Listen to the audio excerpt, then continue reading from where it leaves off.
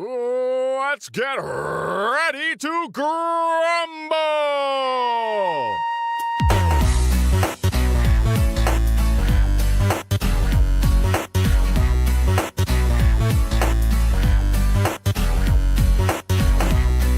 Ladies and gentlemen, welcome to the Royal Grumble podcast. I'm Daryl. Sat across the ring from me is Dan. Say hello, Dan. Hello. And if you're a new listener, we usually have somebody else that does this a lot better than me. It's Graeme, but he's having a little cry at home in here because England won at football. Because, listeners, I don't know if you're aware, because if you don't like football, you won't know, but all I want to tell you is it's coming home. It's coming home. It's coming. Football's coming home. Yeah, but Graeme's not a fan of England, is he? No. But then again, he might be able to, when they do the open bus tour and everything, Graeme could go to that. Because we are going to win World Cup, aren't we? Yeah. Definitely. Yeah. We've only got to beat Sweden, haven't we? Beat Sweden and then... if you listen to this now, we've already beat Sweden. And then the winners of Russia, Croatia. Yeah.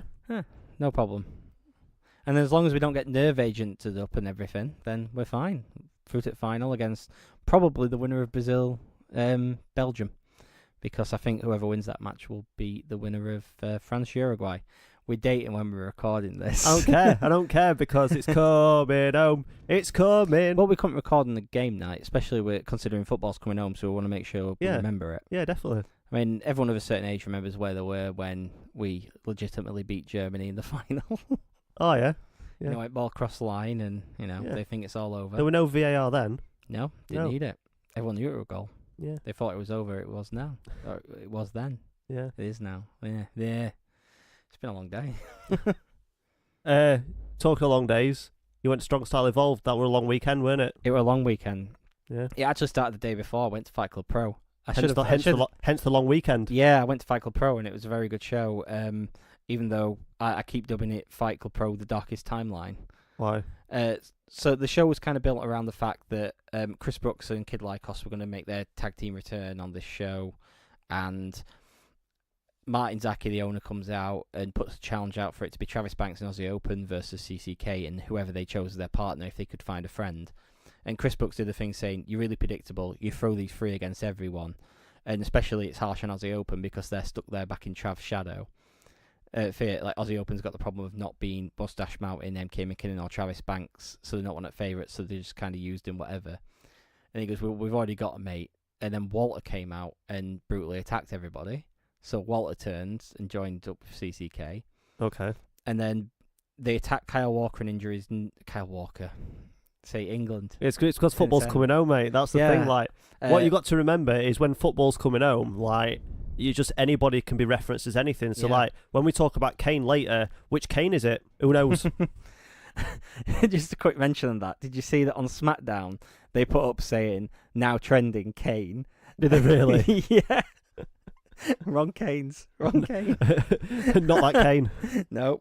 That really made me laugh. They attacked Kyle Fletcher and injured his knee, and then as they were coming out for the main event, Travis Banks and Mark Davis both told Kyle Fletcher he couldn't compete and sent him back, which brought out Jimmy Havoc to team up with him. Towards the end of the match, Kyle Fletcher came out and hit Travis Banks with a steel chair, and then turned around and walloped Mark Davis too, and joined up with the new CCK Walter thing. And so they're not as open anymore in Fight Club? Nope. And then at the end of it, cut a promo talking about how Miko Satomura was a pussy. Who's that? The current Fight Club Pro champion. Okay. Japanese women's wrestling legend. And Chris Brooks awarded him the Fight Club Pro title that isn't really Chris Brooks's to hand out, but Kyle Fletcher is now going around as the champion. So when Miko comes back, he'll be getting his behind kicked. Okay. So yeah, it was a real breakout weekend for him, and we'll get onto that when we get onto night 2. So night 1, the opening match was Shota Umino versus a mystery opponent. Now, I kept saying I don't mind who the mystery opponent is as long as it's not Michael Elgin. And I missed the word there at the beginning of it because I've already put too much money in the swear jar for saying the full anger name I have for him. But it wasn't Michael Elgin, so I was happy. It was the Dominator, the Great Okan. I've never heard of him, mate. So it's a young lion called Oka. He's gone on excursion now to Rev Pro. He's going to be there like full time for the next few months, doing his new gimmick, which is kind of half Great Muta, half I don't know what. And Doesn't the UK already have a Dominator? The UK Dominator. yeah, but this isn't the UK Dominator, is it? His finish was a second rope Mongolian chop. Right, I don't know what a Mongolian chop is. Don't demonstrate it on me. Yeah, well, it's you do 2 chops to either side of the neck. That's a Mongolian chop. Ah, so he jumps off the middle Second rope. rope and does it, yeah. Okay. But then he does the Mongolian chop all the way through his match anyway, so it's just a little higher. Yeah, but this is from a higher angle, and if you've got the higher ground, then... So it's a bit underwhelming, but like hindsight, I'll give him the benefit because that was the first time he'd done that gimmick in public, and he's on excursion. This is the bit where he learns. It's kind of like, Premier League club sending out the player on loan to Bury. Yeah, and Like, then they come back, and then they get called up to England squad, and they get took to World Cup, and we're going to win it, lads! We're going to win World Cup! They get brought home to make sure football's coming home. Yeah. That's how it works. Match 2. Did you see Japan in World Cup? What they I did. They tidied the change room after they lost. Yeah, and wrote thank you in Russian on a note that they left. Yeah. Like it was a hotel room. It's quite nice. And they came so close as well. I was really rooting for him. So, Yujiro Takahashi and Taiji Ishimori versus Aussie Open. You'll be happy to know the Tokyo Print brought women out with him. English women or Japanese women? English women. Where did they find them? I don't know. Okay. But anyway, that's all I'm going to mention about that thing. Good match. Bullet Club get the win with that one. Yujiro Takahashi got... was it Yujiro Takahashi who got the pin? I don't remember. Anyway, next up, Tiger Mask versus David Starr. It was supposed to be for the Cruiserweight title. David Starr announced at the beginning of the match that Tiger Mask hasn't done anything in his career to justify him getting a Cruiserweight title match. That's pretty funny. Legendary wrestler Yeah. Tiger Mask. So, of course, Tiger Mask beats him in 11 minutes to win that one, which will lead on to what happens on night 2. A lot of night 1, it did feel like the road to night 2. Like so if you bought tickets for night 1 and couldn't attend night 2, then yeah, you felt a bit shortchanged. It was still a good show, but they definitely built a lot of stuff up for night 2, which Okay. was already sold out. Match number 4, Suzuki Gun of Takeshi Iizuka and El Desperado defeated Chaos, which was JY, Yano, and Toru Yano, and Gedo. A quick mention of this. So my friend Aiden came to we went to the meet and greet earlier on in the day, and he was going to buy a combo to meet Iizuka. He's somebody he'd never met before. He wanted to meet him. Iizuka didn't do the meet and greet because of his character, because he's a psychopath. Okay. He comes he used to get brought out on a leash by Taka Michinoku or El Desperado, but he doesn't now. They just let him wander free, but they've put a muzzle on him. Right. Which plays into the match because he wears the muzzle until he tries to bite someone in the head and then realizes he can't and starts freaking out until someone jumps in the ring and takes the muzzle off for him so he can bite people again. But Suzuki Gun got the win, which is another theme you'll see throughout this weekend. Next up, Yuji Nagata versus Walter. So one of my all-time faves versus one of my current faves. And I just wanted Walter not to kill Yuji Nagata. Yeah. Thankfully didn't. This was probably the second best match of the night. It was really good. Nagata, for his age, is still ridiculously good and in such great shape. Why has my listing gone? There we go. But yeah, this match was really great. Really, really enjoyed it. Next up, Yoshihashi versus Chris Brooks. Good match. It looked like at the end Yoshihashi might have injured Chris Brooks because he wasn't on night 2. When he hit his finish on him, he pretty much dumped him on the back of his head, and it didn't look nice. Will Ospreay versus Yoshinobu Kanemaru. Kanemaru hasn't tried in a match for a long time, and it felt like he was trying on this one. So that was nice. It was another good match. Will Ospreay got a ridiculous reaction too.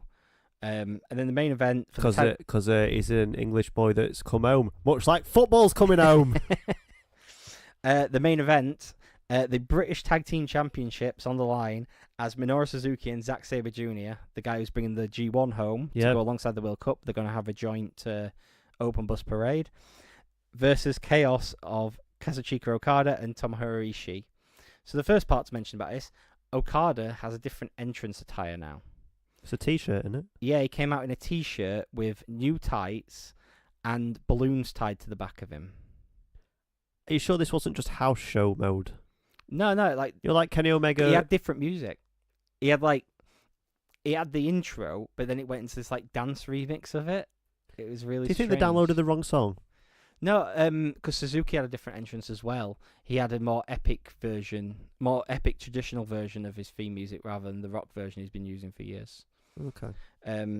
But they were all like the proper New Japan themes because they were still branded as New Japan shows, even though they had the Rev Pro logo and the Rev Pro titles and stuff. So on to night 2, which was the main event really. Suzuki Gun won that match, I should say. So Suzuki Gun stood tall in the night 1. Night 2, opening match, the Great O'Khan again versus Dan Duggan. See night before. Why does Dan Duggan? Oh, because we saw him in Progress. Yeah. I was just saying, why does his name ring a bell? Yeah. Yeah, and he got a Rev Pro Young Lion style entrance. Yuji Nagata versus Shota Umino. If you've never seen Yuji Nagata or any of the Angry Dads faction, as we call them, beating up the young boys, it's fun to watch because they just beat crap out of him. It's Okay. it's just fun. Third match, Iizuka, Kanemaru, and El Desperado versus Toriano, Yoshihashi, and Gedo. So the same match, just with 2 guys switched out. Suzuki Gun got the win on that one. Yujiro Takahashi versus Walter. How many low blows and roll-ups did you count? In the Yano match, Oh no, hang on. Oh. No, who were we talking about? So I've moved on now to Yujiro Takahashi versus Walter. I Tokyo Pimp. confused him with Yano. Sorry. Yeah, Yano Not in a previous racist way. match. I just confused. He did his spots and stuff, Yeah. and but not many roll-ups. Okay. So So Tokyo Pimp, did he bring out some more ladies? It's same girls from the night before. Okay. Yeah, and Walter killed him. Just killed him. Then did he take his women? No, it's not Walter's style, is it? He's all about respect and that, and 2 girls in bunny masks with their asses out ain't really his thing, I don't think. Mm.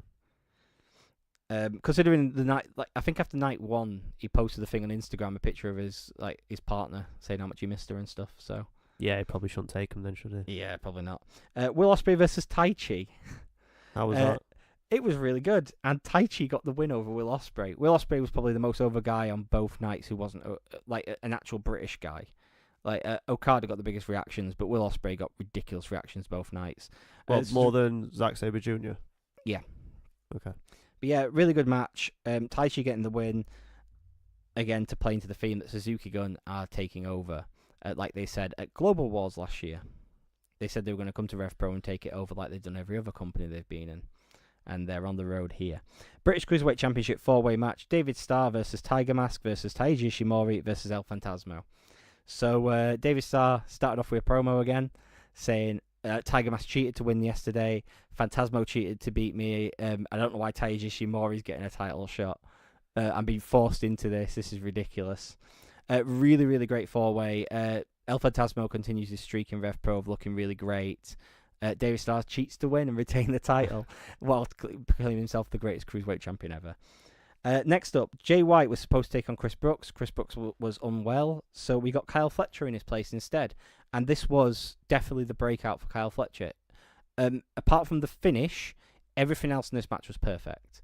The finish, however, Kyle Fletcher slipped on the top rope, and you could see he was a bit bummed out about afterwards, but he has no reason to be because he put in a hell of a performance in this match. Like, him and Jay White really put on a great match.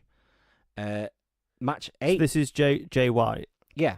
Okay. Because I'm still not sold on Jay White. I really want to buy a Jay White t-shirt, but I couldn't face wearing a shirt that said knife pervert. Yeah. I think I met a knife pervert in Meadowall earlier this week. Because there was this shop in Meadowall and it had loads of clearance stuff on signage, and I like a bargain. So I went in. Who don't like a bargain? Yeah, exactly. And it all like homeware stuff, and because like I'm not just a man child. Like, I do buy stuff that's actually useful for my life, not just plastic toys.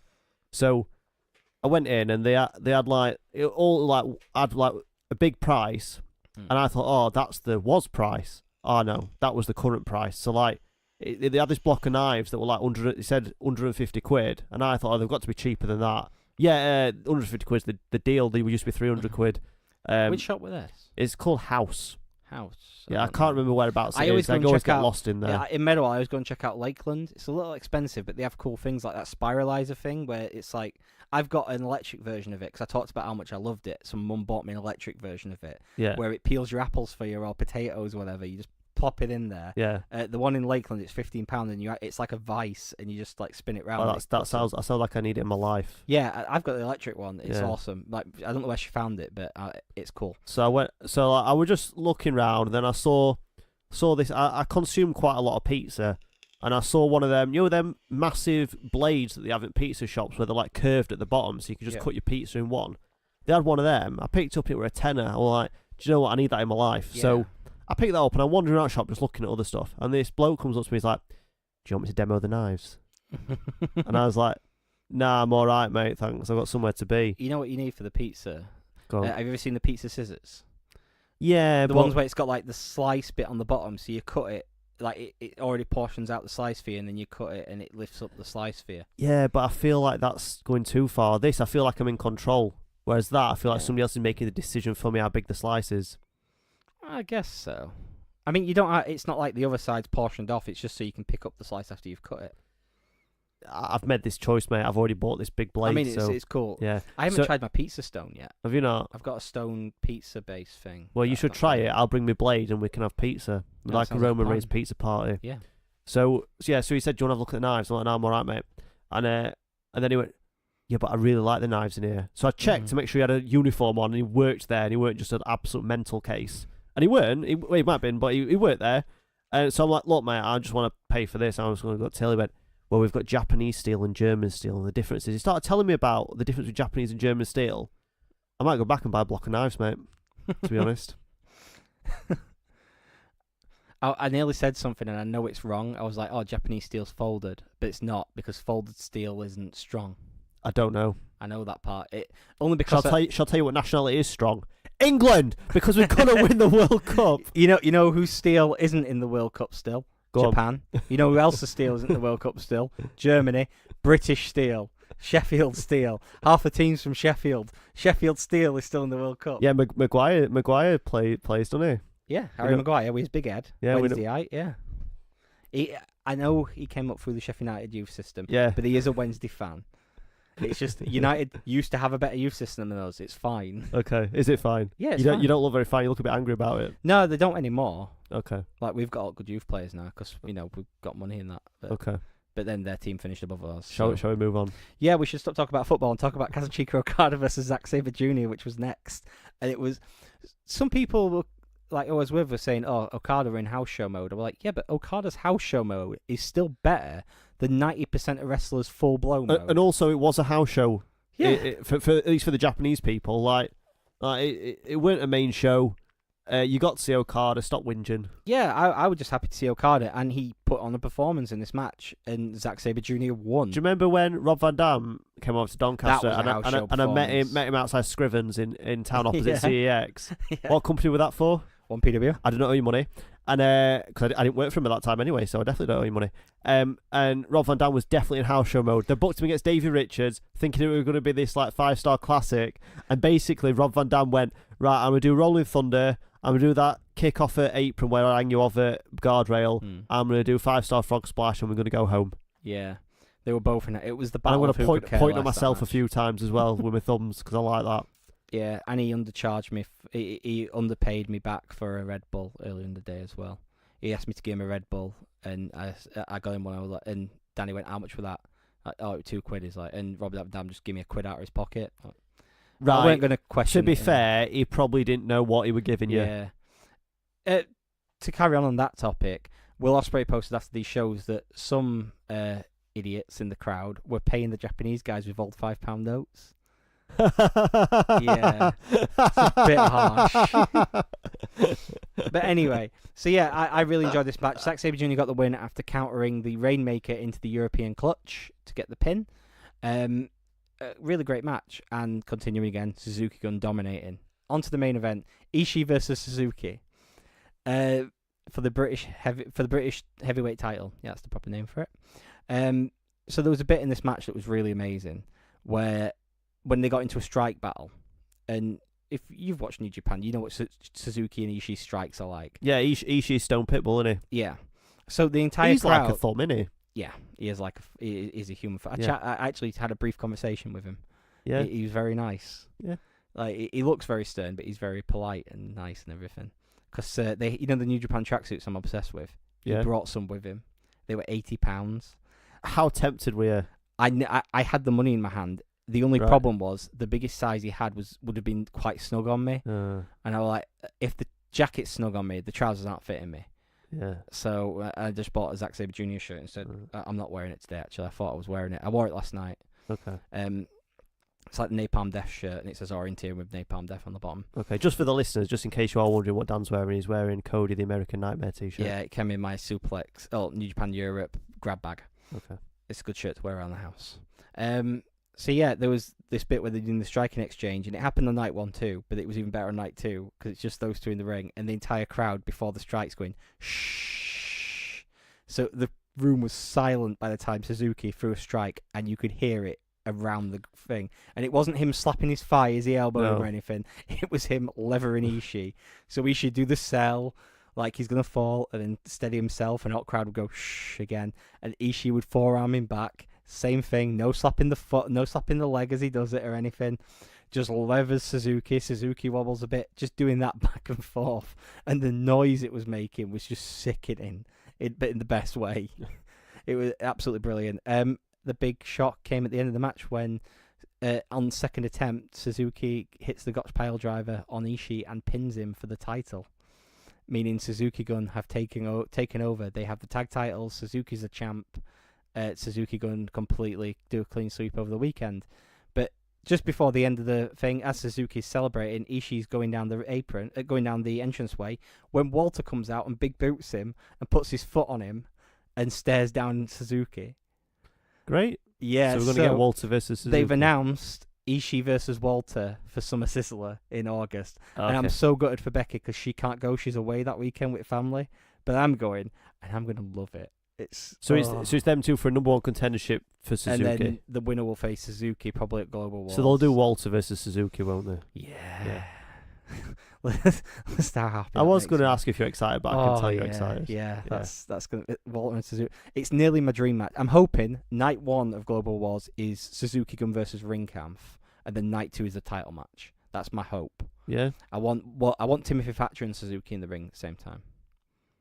Good weekend. Yeah, really great weekend. I didn't spend as much money as I planned to, but at the same time I did spend a lot of money because also in the queue on Friday, there was a match announcement for IPW, which I haven't been to since we went with 1PW all that time ago. I don't know your money. Once again.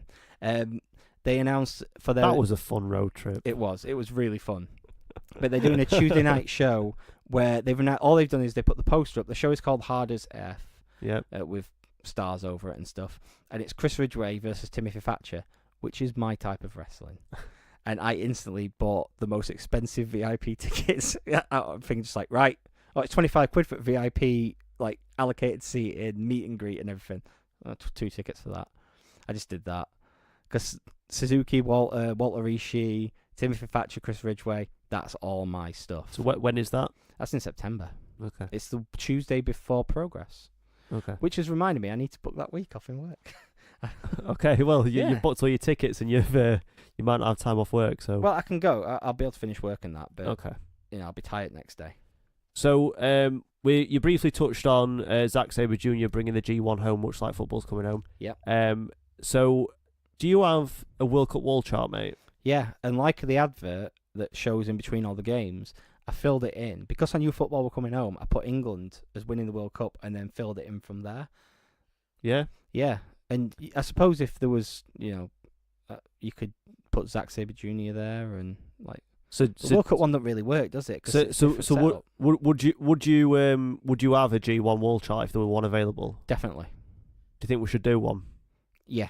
Funny you should mention that, mate, because I don't know if you're aware, but I've spent a bit of time on Photoshop and I might have made one. Good stuff. Yeah. So listeners, if you want to buy it off me, off of us, I should say, I'm not just going to be selling it out of my car boot light. If if you go to our like a Wallchart. yeah. I'm stood next to knife pervert. If you go to our Twitter, which is at Royal Grumble Pod, the pinned tweet will have the link to which to buy the G1 Wallchart. We're selling it for £2 within the UK.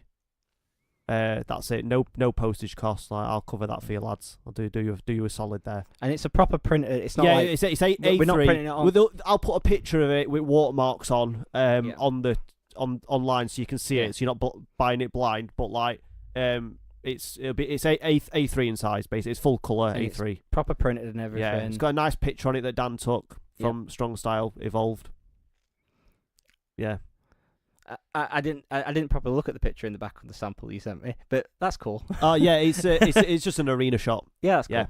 Yeah. It's got all the matches with all the dates on. You've a place to put all the points, place to fill in the 2 block winners, and then a place to write in the final winner. Are we also doing something for international people because we can't ship them out internationally? I've not figured it out, but we can do something with digital copies for international people. But we'll discuss that and we'll tweet that out as well. But yeah, so £2. They're going to be very limited. I'm not just saying that to get you to buy them. I'm saying it because I'm not. To be totally honest with you, I'm not forking out a load of money to have them all sat in my flat doing notes. So they'll be very limited. I'm talking like 50 at max. Yeah. They'll be available, so get them while you can. Should be good. I'm looking forward to seeing one in the flesh. And yeah. Hopefully having one. I can't stick it to my fridge because I have to lean down because I've got an under-counter fridge, but I can put it up. I'll put it next to my TV. Yeah, why not? Yeah, I'll put it next to my TV so it's there because the previous 2 years, the G1 ruined my life for a month. Well, I'm going to put it next to my other wall chart, my FIFA World Cup wall chart, and then I can have New Japan World Cup, and we can compare if Zack Sabre Jr. does equally as good as England. Yeah. Well, he can accrue more points in the group stage, though, can't he? Yeah. So talking about British wrestling. Yeah. World of Sport tweeted out a trailer, or was it ITV or World of Sport? One of them. They tweeted out a trailer. Same thing. Yeah. For their TV show that had a hashtag this July. So I assume it's. I'll be honest. I haven't actually watched the trailer yet. Okay, so I've watched the trailer. Yeah. The feel of the trailer is quite. I got anyway personally a serious sporty kind of vibe from it. Obviously, we've watched the episode that was on at New Year, or was it previous New Year? New Year. And that had a more goofy, cartoony kind of vibe, which I didn't mind, like for an ITV show, like whatever. So I don't know if they've changed the format up or the trailer just doesn't reflect the TV show. It is a question whether it's proper ITV sport. Have they brought Jim Rosenthal back out? No. I don't know what. Does he do F1 nowadays or something? I got or a like clue, motocross something. I used to like Jim Rosenthal. He used to be a good his son is in Friday Night Dinner. Is it? Yeah, Tom Rosenthal. He's the one that's not from In Between Us. Okay, I've never watched Friday Night Dinner. It's all right. Not bad. No, it's got the actress from Green Wing in it. I know that much. Yeah. But we do know who the actual commentators are. Do we? Yeah. I didn't know this. Wait, the names are up there. Is it the name I've written in capitals? Is one of them the name I've written in block capitals? Yes. All right, let's save that. Let's save that one. Right. So can we say just the wrestlers first that have been announced? Yeah. So they've announced Will Ospreay, which I'll just say that's lazy to be honest. Martin Kirby, Joe Hendry, Kaylee Ray, British Bulldog Jr. And for all you Love Island fans, Adam Maxted. I've still not seen him wrestle in person. No, have you seen him on Love Island? No, I didn't watch it then, but I'm enjoying this season. Yeah? Yeah. Okay. Do you think an English person's going to win Love Island? Well, yeah. Okay. Can you imagine... Jack and Danny. Can you imagine being one of them lads that's on Love Island and you've missed probably the best World Cup ever because you've been stuck on an island? Yeah. It'd be a bit annoying, but there's loads of drama going off, so that's entertainment in itself. I've already got a plan if I went on Love Island. Just to change it around. Okay, does your girlfriend know you want? Yeah, I thought okay. Becky was the one who I was telling. I'll say girlfriend. Fiance. Yeah. Yeah, we're gonna get married by I don't know, Eric Bischoff. Yeah, wrestling related.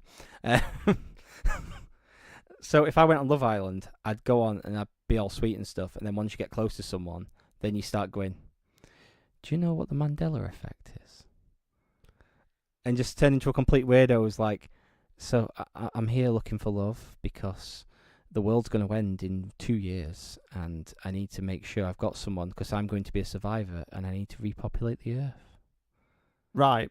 So Just for my own amusement. So you're going to go to trouble of applying to go on Love Island. I'm too old for Love Island going anyway. through all the auditions, getting onto Love Island, finding somebody, getting close to him, and then just when they get close enough, you're like, let's freak him out a bit. Yeah. Okay.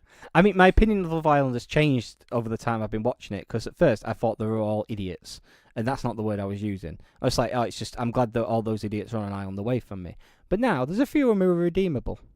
Yeah? Yeah, there's a few of them who are alright. Like Danny Dyer's daughter, she's great. Yeah, and her boyfriend, Alex, he's decent. And then there's Georgina. I'm generally, like, my group chat has been taken over, like, that I have with a few of my friends. Yeah, I'm Love glad I'm Island not talk. involved in that group chat. No, you're not involved in this one. I've never ever wished for a tsunami before, but all I'm saying is, if Jesus is listening, he's not, because we get about 40 listeners. So He's too busy keeping up his carpentry skills, keeping them sharp. He's keeping up Kardashians. You don't hear much about his carpentry skills. Like, and Jesus? everyone goes, When yeah, did he's a Joseph carpenter. that were a carpenter? Jesus was as well for a few years. And then there's that whole Is missing that why he period. made a cross? Did he make his own cross? No. No.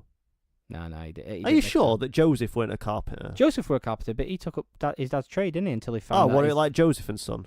Yeah. And then he found out Joseph weren't his dad, it was God, so he took up, magic and that instead. Okay. Take us after his dad. Were Jesus English? Do you think he'd win World Cup? No, he weren't English. Oh. Middle Eastern, actually.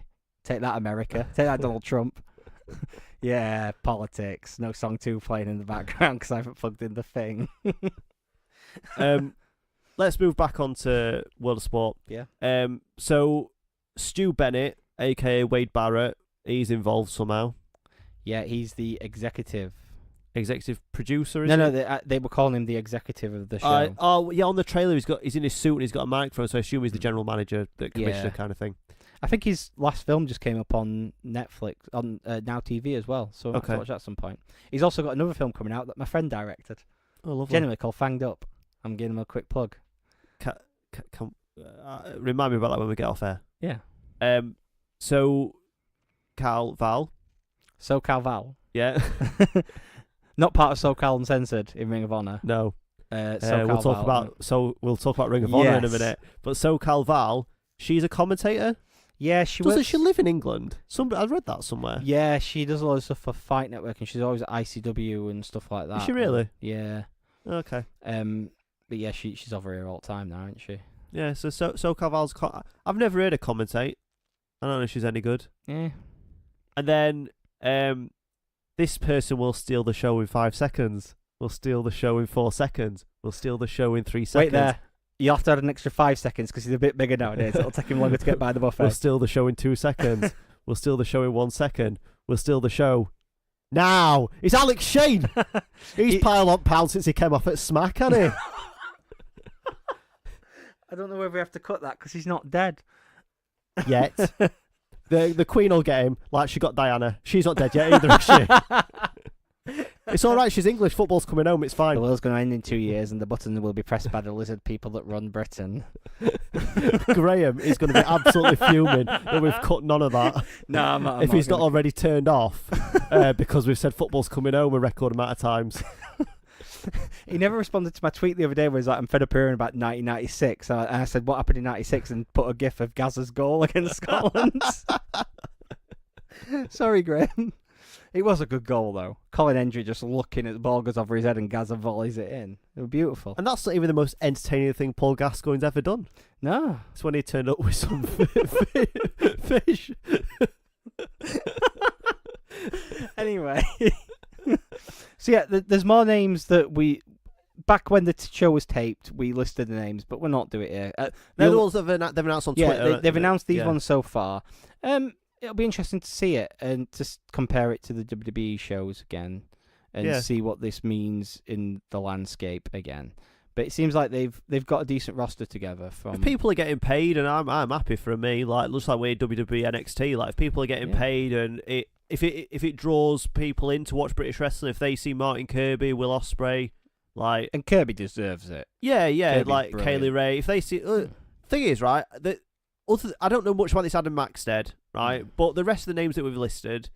Like they're all good wrestlers. Like they all deserve it. Adam Maxted wrestled for Southside in Sheffield last year, and I left the room during his match. Okay, because he was wrestling Bram. Okay, I'm not sure which one's worse, to be honest.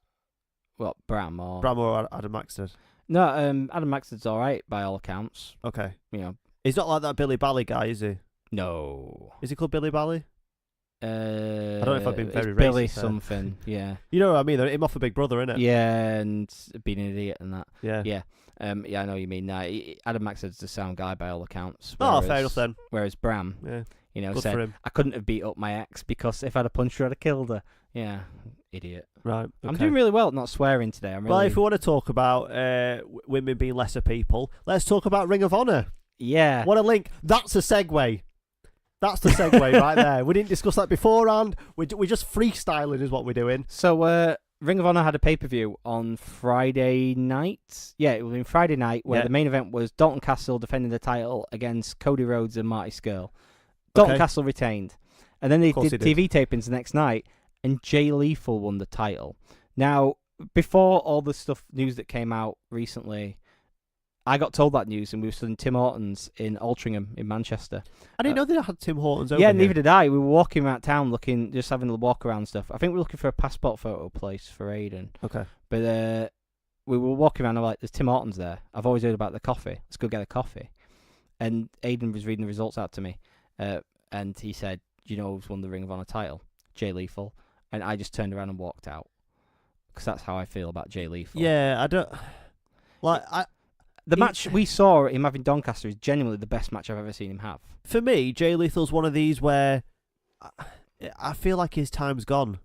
Like, he's not past it as in he should be retiring. He's just that, genuinely Ring of Honor's Randy Orton. Yeah, he's just not over with me. Like, he's fine. Like, I found him entertaining a few years ago, but now I just think it's just Jay Lethal, isn't it? So anyway, then a thing happened on Monday. Yeah, so Taeler Hendrix was part of the House of Truth. Yeah, I was about to call him the Truth Commission, and then I realised that's a totally different thing from a totally different era. Taeler Hendrix, Kurgan, Don Callis. So she's part of the House of Truth. Was Jay Lethal part of the House of Truth? Yeah, he was the champion at the time. Okay, yeah. So she was doing a Twitter Q&A or something. Yeah. She was just kind of online Q&A, and people were asking her about Ring of Honor and stuff like that.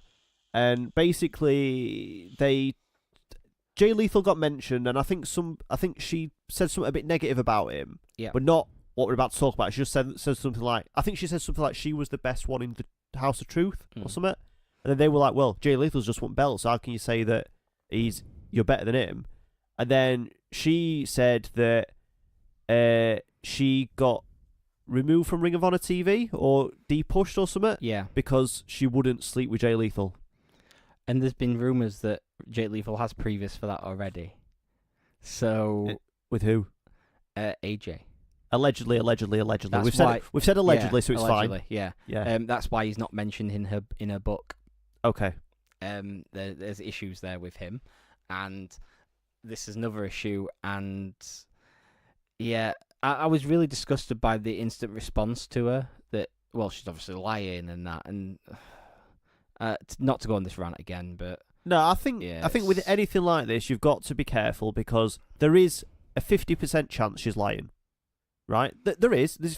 Because there could be a lie, it could be a truth, right? But the fact she's brought it up, why would she lie about it, is my thing. She don't really gain anything from telling it. Yeah. So she probably isn't, but there's no way we will ever have proof of it. So I'm not comfortable going, Jay Lethal's a horrible person outright, because there's no... Do you know Rich Swann? Yeah. Obviously, he had this police report and there was things happening there. I'm more inclined to say he's a bad person because things have happened to him, and with Jay Lethal, stuff's come out about him since, we should just say, where maybe it's not as one-sided as it seemed. It's still crappy kind of situation, but yeah. But because you're saying that's not as one-sided as what it seems, then like other things might not be as one-sided. So let's not say he's a horrible person straight out, but let's just say this is out there. Make your own opinion of it. See, I agree with you in a sense, but then there's also that part of me that knows that, rape's the least prosecuted crime in the world because it's really hard to prove, and sexual assault isn't the same thing. I'm not going to start saying it's right. It wasn't. She didn't accuse him of rape. Yeah, she did not accuse him of rape. But when it comes to cases like this, I'm more inclined to believe the woman because of how hard it is to come out in these situations, knowing that the moment you say anything, you're instantly labelled. And if this goes in the swear jar, fine. You get instantly labelled slut and all this stuff. And I'm not sure. We'd have to consult Graeme about that. Yeah, and a whore and all this stuff. That's two. Whore isn't a swear. Is it not? Okay. No. But you get all this stuff because of just wrestling is a male-dominated sport, and there's definitely more masculinity to it, and this whole women with sex objects for years in this business, and still are in a sense, and it's only just the recent years we've started seeing improvement of it. And like you said, there's nothing to gain for it coming out on this. There's more negatives than positives to come out for it, because probably, even though she has said that her lawyers are working on something, at the same time it's difficult to prove.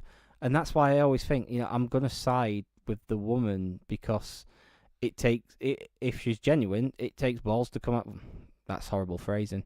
It takes a lot of guts to come out knowing what the response will be. Look at what's happened with Moses Malone, who's getting sued by Michael Elgin.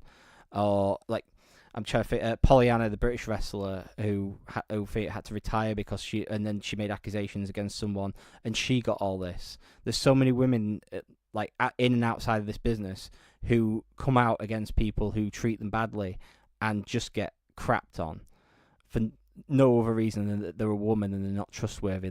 You're probably asking for it. Women are sex objects. And it's that attitude that isn't helping things. We should have had Song 2 playing over this.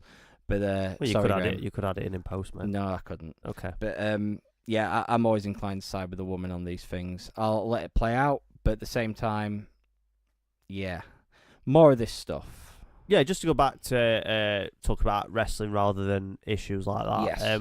I don't understand why they've put belt on Jay Lethal, mate. I'm not this massive Ring of Honor fan, to be totally honest. But I mean, the Ring of Honor roster, you could say, is the weakest it's been ever. Yeah, but the thing is, the night before they had Marty Scurll and Cody. For me, a more interesting story would be putting on one of them two, and then having them in fight. I know New Japan are doing that with Kenny Omega. I know, but they clearly can't get Kenny Omega, can they? Every show, but Marty Scurll and Cody are probably cheaper than Omega. Yeah, actually, something we haven't put on there, more controversy. I don't know if you heard about this. I think you must know about this one. Okay. So the reason they couldn't have Kenny Omega on this show is because he was running his own New Japan show on Friday night. Oh yeah. Because it clashed with your show. That's what. Yeah, the opening dark match featured a guy named Chasen Race or something like that. Okay. Convicted paedophile, genuinely on the register. Right. Yeah, I did hear about this. Yeah, and he was against a guy who's been arrested for domestic assault too. So the show, I think, was run in conjunction with. It was New Japan /CEO, but Kenny Omega booked the show. No. I think the ring. I read somewhere that the ring that was provided, Omega said to the people providing the ring, you can have a dark match or you can have a match on the show as kind of a thank you for providing the ring. That doesn't. I'm not absolving Kenny Omega of. You can't lay blame on him, but. He's probably not going to run a CRB check, is he? No. To be honest. But it's occasions like this where something like this has to happen for improvements to happen. Yeah. And at least he shouldn't have been a paedophile on the show. I'm fairly confident that if somebody said to Kenny Omega before the show, that guy's a paedophile, he probably wouldn't have got on the show. No, probably not. Because, I just don't think he would have done. I don't think that there's any. There are CD promoters out there who would go, it'd be good on this show, that pedo. Yeah. But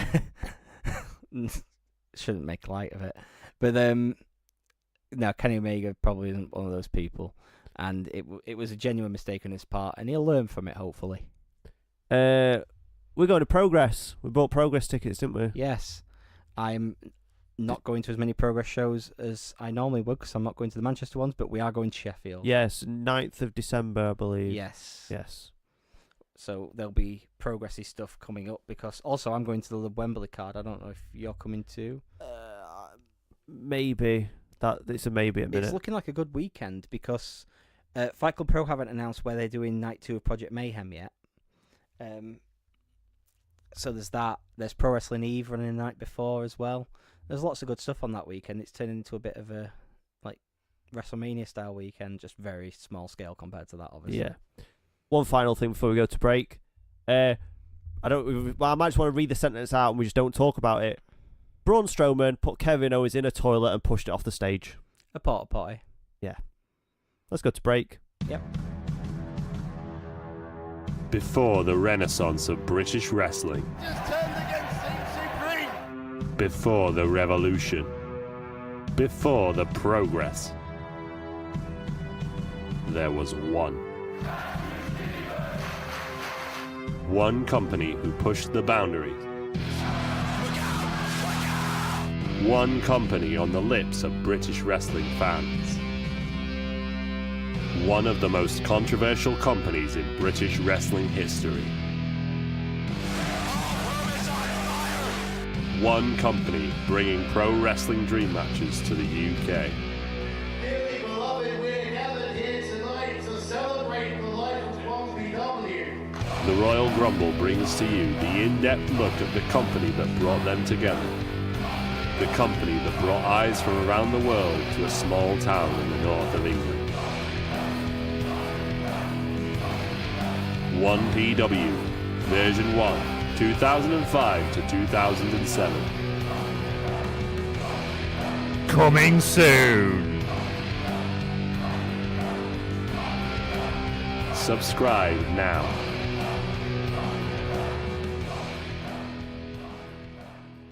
We do not owe you money. Welcome back. You know that 1PW advert? Yeah. Every time I hear it, I remember the fact that after I recorded it, I realised it sounds like Faith No More's Epic. If you remember that song. No, I don't, mate. Can you sing it for me? I'm not going to sing for you. Okay. We haven't got Graeme here. We haven't got Graeme here to sing the theme tune of this pay-per-view. That's right, I'll sing it. Are you ready? Okay. It's coming home. It's coming home. It's coming. Football's coming Extreme's home. coming home. Kinda.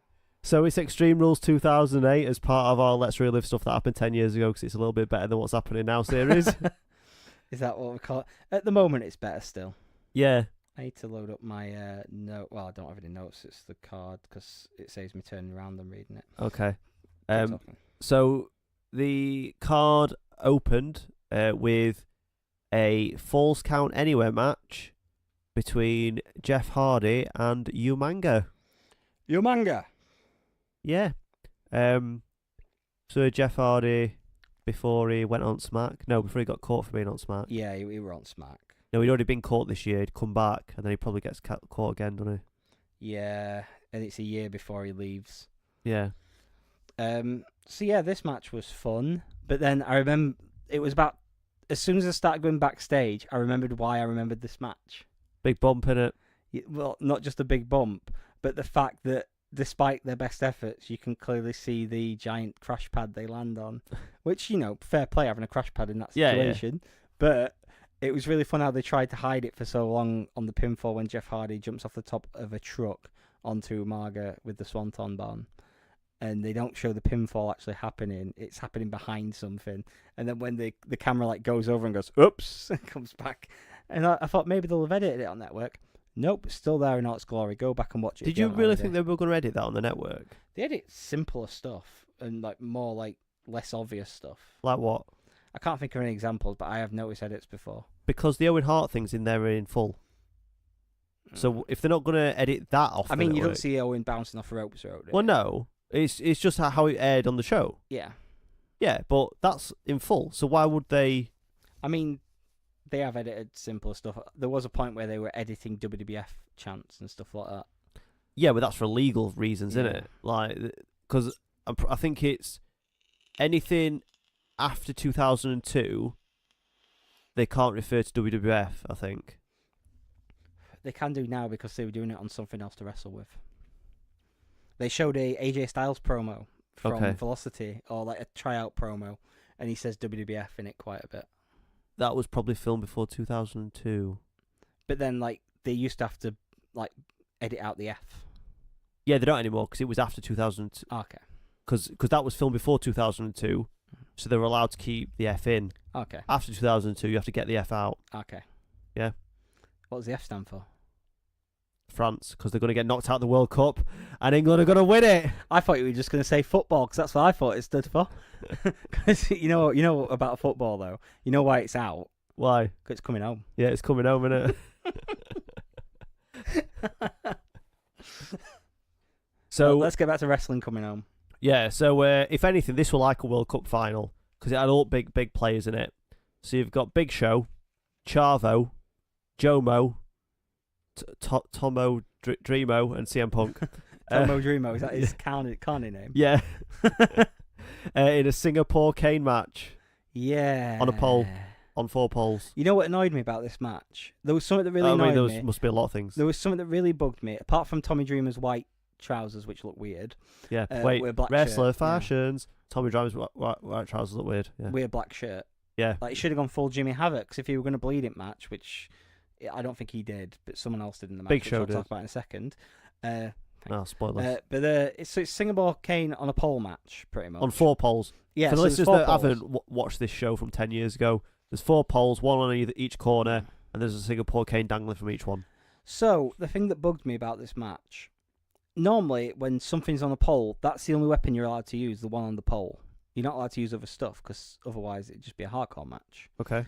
And so everyone rushes up to get these Singapore canes off the post, but then later in the match, Big Show goes underneath the ring and pulls out a bin full of Singapore canes. Now, you're telling me Big Show was the only one in that match who knew about that? And if so, why didn't he start the match by letting them, instead of beating him up, he just rolls out of the ring. They all climbing up poles, and he goes under the ring, pulls out his bin, and starts smacking them all away 100 Singapore canes. Right, I'll tell you your issue there, mate, is you're applying logic to an illogical situation. Yeah, I know. But the thing that helped this match, the ending shot of the match of Big Show standing over Tommy Dreamer, pinning him with 1 foot while holding the Singapore cane up in the air with blood coming down his face, was such a great visual. Well, it's because Big Show's the true greatest ECW champion of all time, isn't it? Yeah, he's the greatest ECW champion of all time, and this was that saved the match for me, actually, because I really enjoyed that shot. I like shots like that. That's the thing you remember. That's why they spend so much money on Hollywood writers and producers and stuff, to get shots like that, so you remember that instead of silly logical things like a bin full of sticks. Yeah.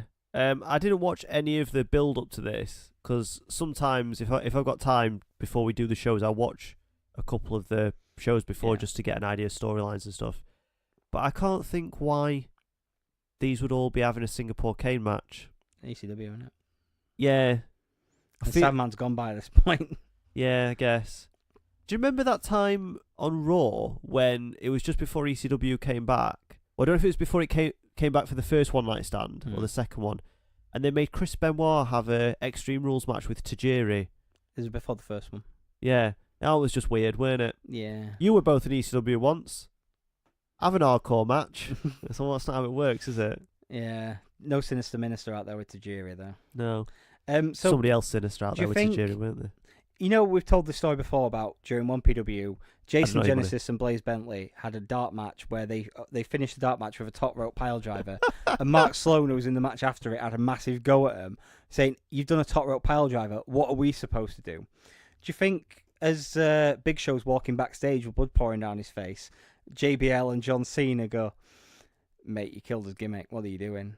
I know it was accidental, but still, they'll be a bit annoyed considering this was a first blood match. Yeah, but there's no need to be annoyed. If you feel yourself getting annoyed, just pop in one of them Mama Joannas. Oh, we got a few references to that on this show. Yeah. They're in full promotion mode. You know what it made me think of? You know how CM Punk got annoyed on the podcast about how he wanted to have sponsors when he came back? Yeah. And they said no, and then Brock Lesnar showed up with him. He didn't mention the fact that a few years previous, JBL was walking around with a sex supplement on his back or his jacket. Oh, Mama Joanna, and then having Mike Adamley. Well, we'll talk about that later. But yeah, so First Blood, John Cena, JBL. This weren't great. No, it wasn't. Thing is, when John Cena feuded with JBL originally, like back in 05? Yeah, 05. Yeah. They had a good, was it a last man standing or an I Quit match? It was a good Last man standing, I think. It was a good like street fight style match. So watching this now, because obviously I don't remember what happened 10 years ago.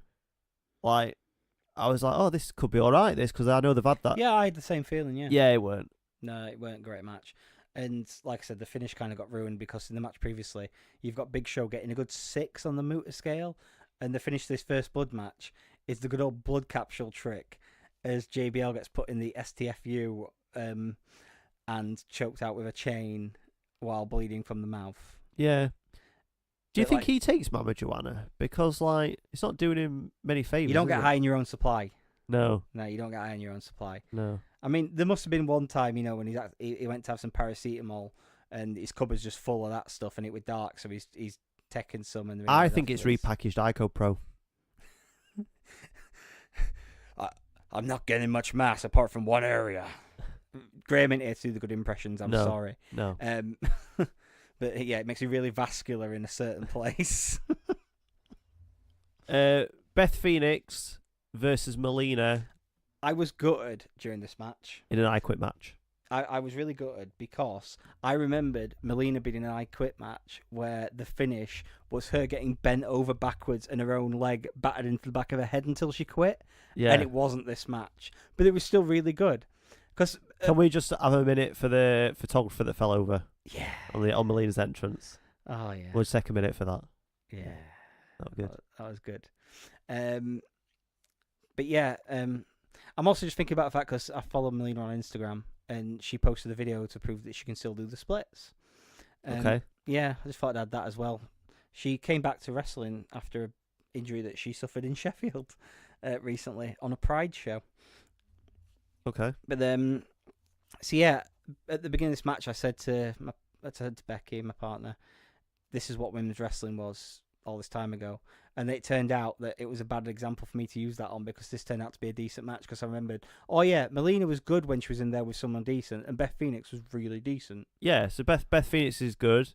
And Melina weren't actually one of bad ones. No. She were bang average. And like you said, if there were a good wrestler in, they'd be able to carry her to a good match. Yeah. Which sounds like I'm having a go. I'm not actually insulting her. That's just No. honest. That's what I think. That's honest. No, and compared to a lot of the women in the company at the time, these two were probably the better ones. Yeah. And this was a quite good match actually. I really enjoyed it. Best match of the night so far, I think. Yeah. Because that Falls Count Anywhere match, it's just that one spot at the end. Hmm.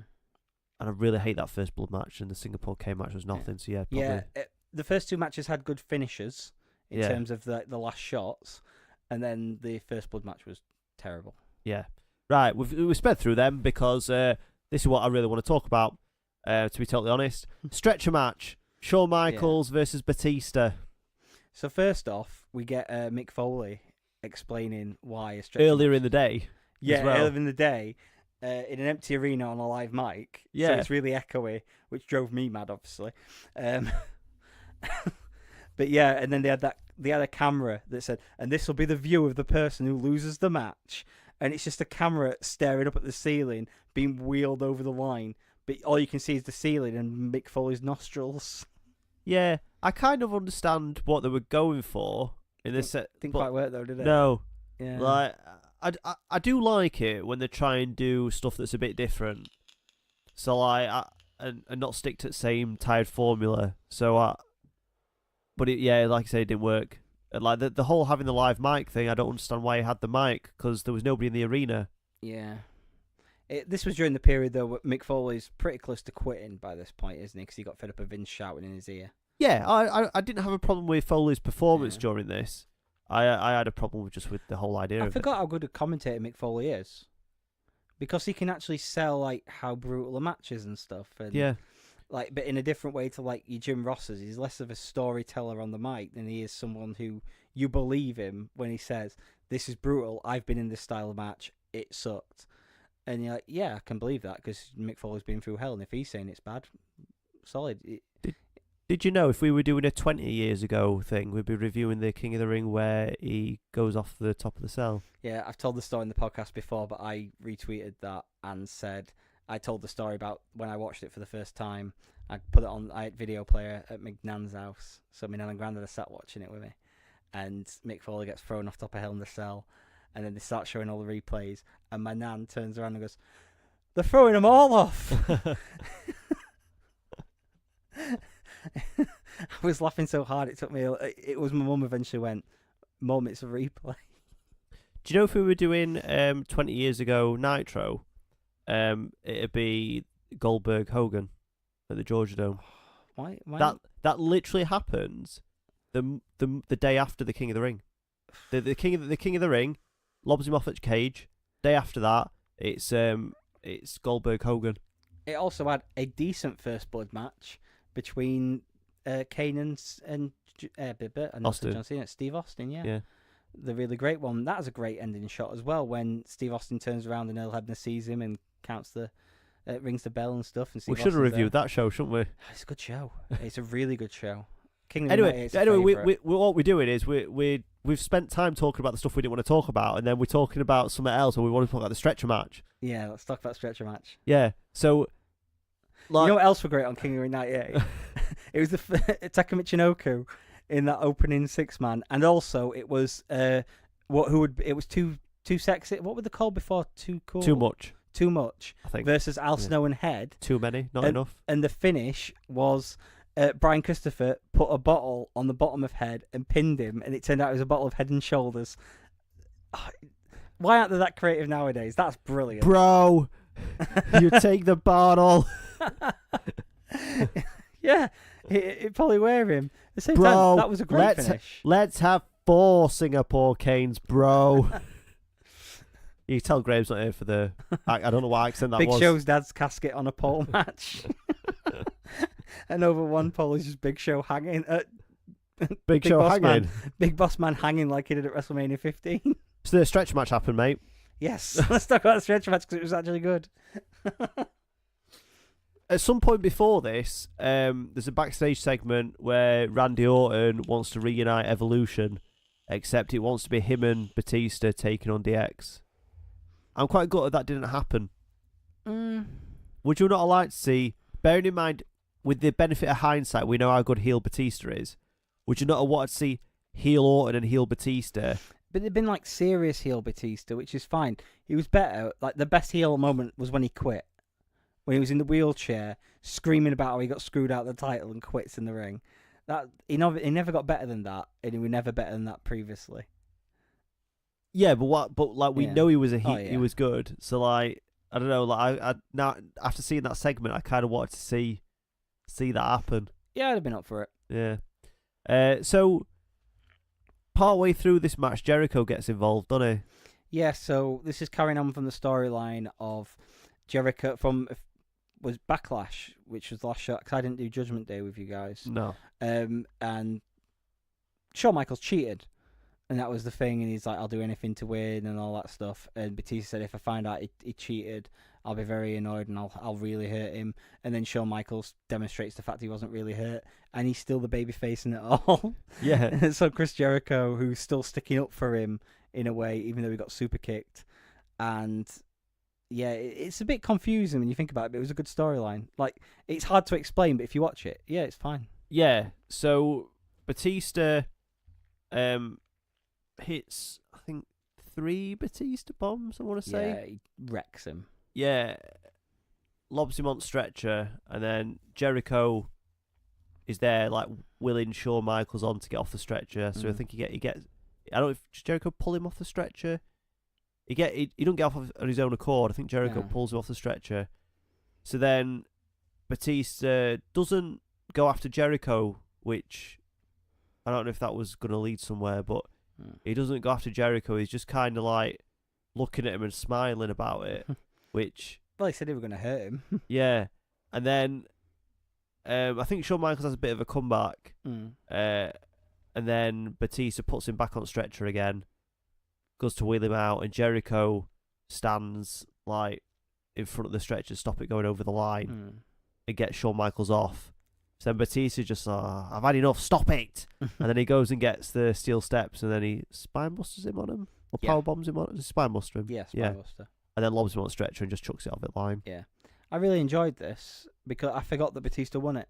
So it was quite good to see. And I think a lot of it is it's hindsight again. Because at the time, I probably didn't like Batista that much. He probably bugged me. No, because if you think about it, he's coming off that WrestleMania 24 match with Umaga, which wasn't great. No, it wasn't. He's also coming off having like the dominant babyface runs on SmackDown, which I'm not saying they weren't great, but he wasn't booked to be your kind of wrestler, was he? No. So, like, I can see why you didn't like him that much. Yeah, but looking back in hindsight, Batista was good, weren't he? Yeah, like, When he got getting something good to get into, he was good. yeah. Can you think how stupid WWE are that when he watched the Guardians of the Galaxy, they were basically like, yeah, whatever. Like, it's a Marvel film. Like, even if even if it were one of them rubbish ones on Netflix, surely you'd let him do it and promote it Yeah. and do him a favour. Considering the He broke his back for your company, literally. some of the awful stuff they promote with WWE guys in it. Yeah. And stuff, oh dear. Yeah, they missed boat on that one. Yeah, But yeah, this was a really great match, and it makes me more excited as we go through these pay-per-views that I know that they're going to take a downturn properly, but at the same time, this feud it stands well above everything else. put it this way: if this whole Jericho thing wasn't happening and there was nothing equally as entertaining in its place, we wouldn't be doing 2008. I literally just want to rewatch this Jericho thing. But then again, there's another feud which we come on to later, which I thought was just as good. It's probably not. People don't remember it the same love that I do, but there's definitely Which another feud. one? Edge and Undertaker. Yeah, that is good. But for me, this is Jericho's. It's Jericho's peak. Yeah, it's his main event run, Yeah. and for me, he never. People talk about that Festival of Friendship and all that. For me, he never gets any better than this.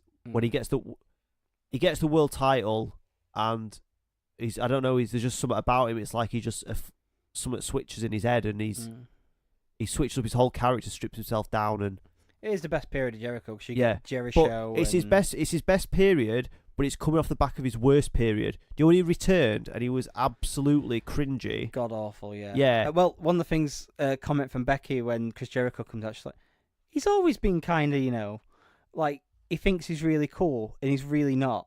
Like, he's always looked like that guy who's like, hey, kids. Yeah. Yeah. And, Well, if you listen to any of his podcasts that he does with any of, like, Carl Anderson, Luke Gallows, them kind of people, he's always, like getting himself involved and saying, oh, yeah, and then they have their own little characters they do. So then he made his own up on this podcast and tried to get in on it. And I was just like, oh, you just ruined let's just it. say, he ruined Talking Shop. Yeah. Yeah. It genuinely became the worst podcast ever. Yeah. Yeah. All Jericho's fault. Anyway. So then the next match was a last man standing match. Triple H defeated Randy Orton. Yeah. I hate last man standing matches. I'm wondering, because last man standing matches, they were going through this period. Whenever there was a last man standing match, it was always a draw. Yeah. And there's still a part of me now that thinks maybe this one was going to be a draw to build something else. If Randy Orton didn't take that crazy bump, take the Chris Hamrick bump outside of the ring with no protection, not grabbing onto the rope, and legitimately broke his collarbone and was out for most of the year because of it. Then when he came back, did he have all tattoos? Yeah. Yeah, I thought so. Yeah, because the best way to heal a collarbone injury is ink in your skin, apparently. But yeah, it was an alright match.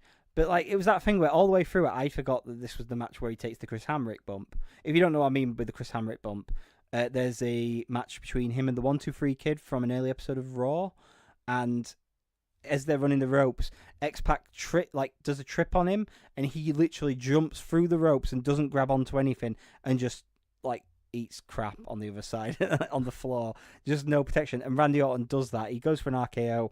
Triple H shoves him off, and he goes right over the top rope and just slams and breaks his collarbone.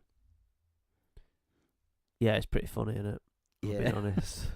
No, because at that time Randy Orton were a bit, we didn't really like him that much. Attitude problem, didn't he? Yeah.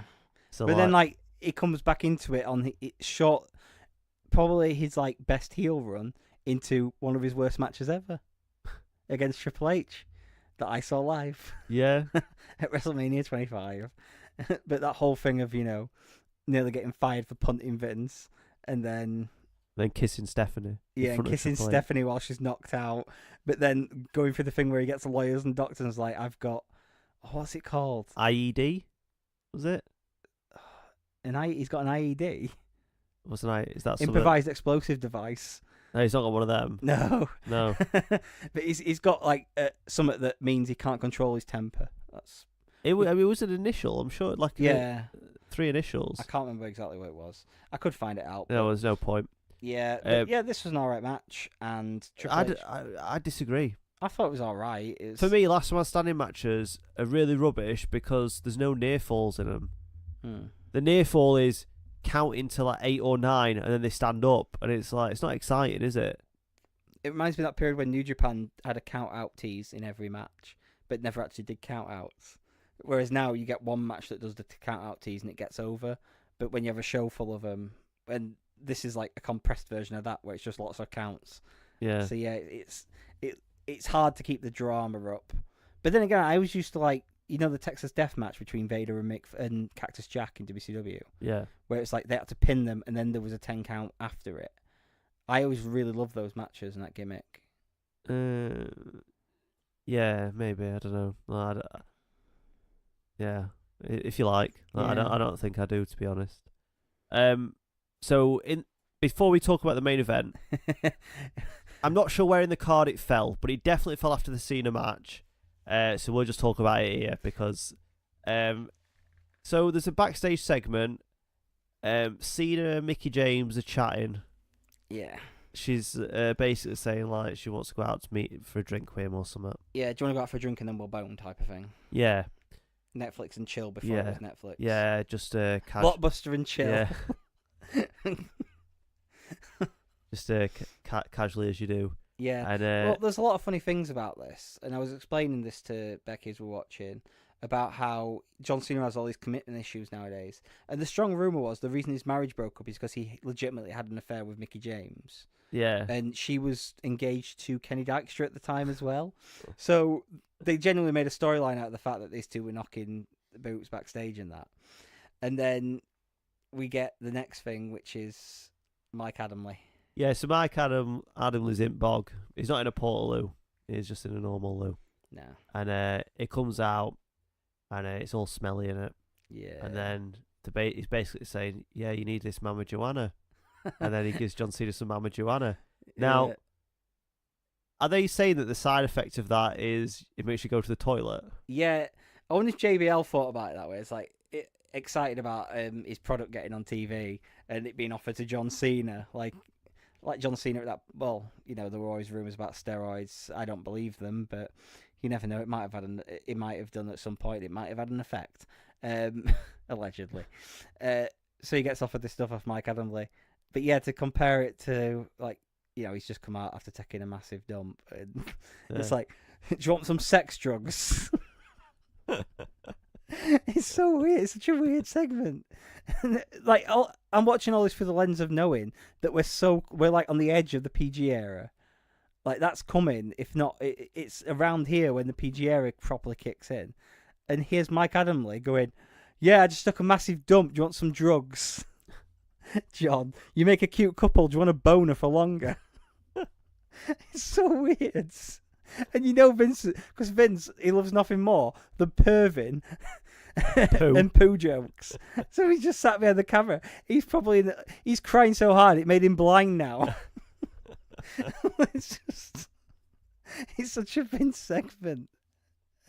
It's so weird. It's so out of place between these two intense matches as well. Just bring the crowd down, mate, innit? Yeah, we've put the women's match on too soon, so now we've got to have Mike Adamle stinking out the joint legitimately. It's time for the main event. Yeah. So I've been loving this feud, like the whole Edge Taker thing. And here's the thing: when Edge was a main eventer back in the day, he never felt like a main eventer to me. Really? I don't know why. He just never felt like a proper main eventer. But then now I watch back and it's like, of course he was a main eventer. He's a top guy. Whereas Yeah. at the time I watched it and was like, I like Edge, but he don't feel like a main eventer to me. It's same with Jericho. Jericho never felt like a main eventer to me.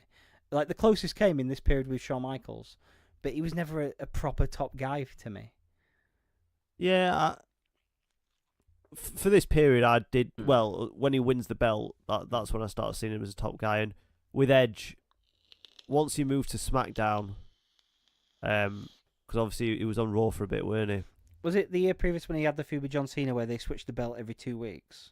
New Year's Revolution 06, I believe, is when Also, it's that entire year where is when he won the belt via cash-in. Because it was after the Elimination Chamber. Because I think the first 2 New Year's Revolutions were both in Puerto Rico. I think were they Puerto Rico? I'm not sure. They were in somewhere, which I'm actually going to look up. 'Cause I've just said that out loud. But yeah, like I always think until the very last match they had when John Cena did the weird thing at the end of his match with Edge after he nearly kills him, and he just walks backstage with the title like completely stone faced. I'm like, okay, that's pretty cool.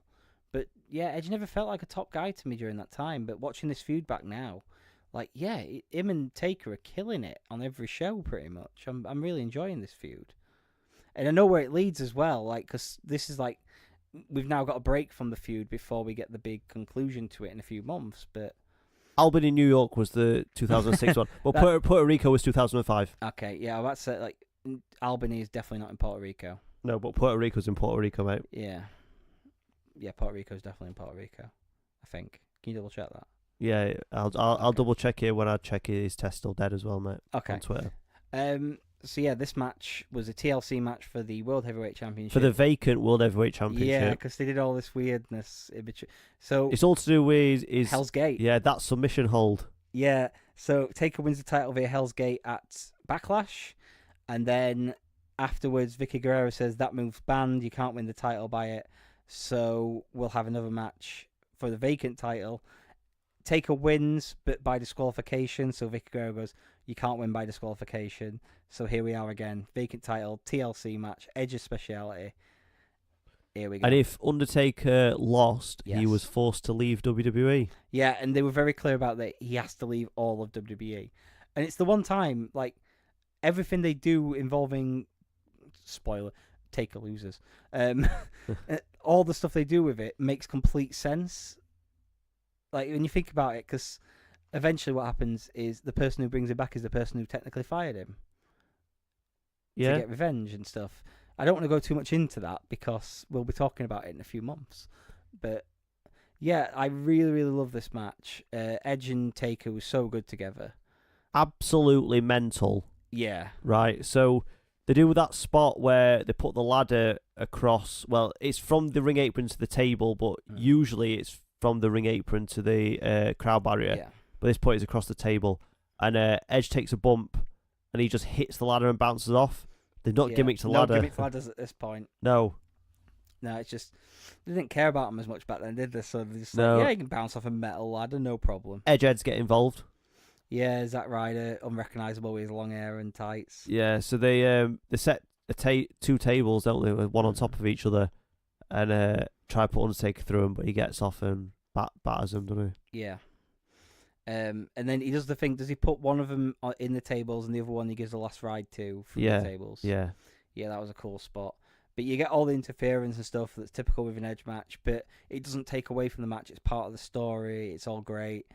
And eventually, Edge, in his specialty match, beats The Undertaker and sends him packing. Let's point out the big spot. Yeah. There's 4 tables set up outside the ring, 2 like on top of each other, and there's a ladder from inside the ring, and Edge tips Undertaker off of it. Taker takes a dive. Like, bearing in mind how messed up he is now, I think he's regretting this looking back. Like, it hits the top table, and I'm pretty sure that's it. Yeah, and he skims. It's I think like he skims a stone skimming the river, innit? Yeah, and he just smashes onto concrete. No wonder he had to leave WWE for a bit. Yeah, he took, but then he always did this. Like I was just watching something else to wrestle with about Big Evil, and he always does something big to finish off before he takes his time off. Oh, I was watching that one because I was going to bring up they talk about the Jeff Hardy ladder match. Yeah, and Bruce Pritchard says that when he had to go up and tell him he were in a ladder match, he was like, "What am I doing in a ladder match?" Can you imagine them telling you in a TLC match and you're taking this massive bump? But yeah, he were always up for taking like. But then they also tell the story about how like he's like, "Oh yeah, I'm a bit bumped up, but I'll be fine." And then after the match, they find out he's got a hernia or a torn groin, and he's like, "Yeah, I'm fine." But yeah, this was really great. And I've really enjoyed this feud, and the culmination's coming up in 2 months. And I'm very much looking forward to watching that match again, because yeah, this whole thing's been really great. Everyone plays a great part in it, and it's WWE kind of its best, isn't it? This type of feud, when they get it right, they get it really right. Otherwise, we get John Cena JBL in a first blood match with a blood capsule that he should have had a drink of water with.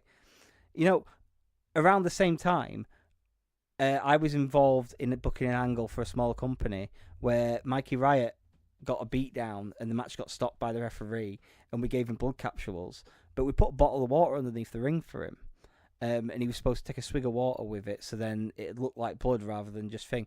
But he didn't take the swig of water because like stuff getting carried away in the match, so he puts them into his mouth and he's got dry mouth, and he just gets this like red thick goop like JBL did. Oh. So yeah, I've seen that one before.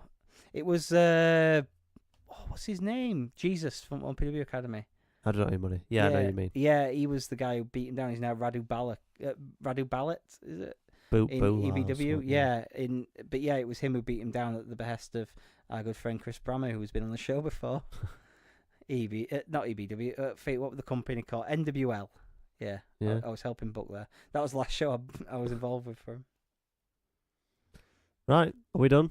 Yeah, we've tied that one up pretty quickly. Yeah. So just a reminder, if you want a G1 Wallchart, check us pinned tweet at Royal Grumble Pod.